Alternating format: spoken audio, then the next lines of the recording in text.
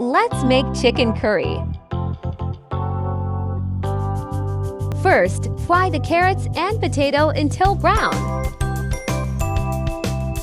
Then set aside. Sauté onion and garlic. Then chicken.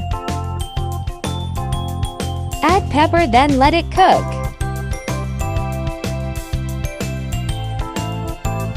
Oyster sauce.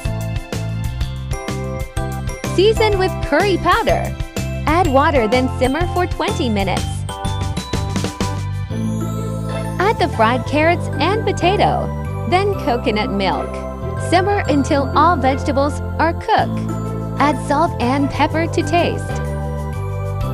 When satisfied with the taste, add the red and green bell pepper. Cook for one last minute. Serve and enjoy.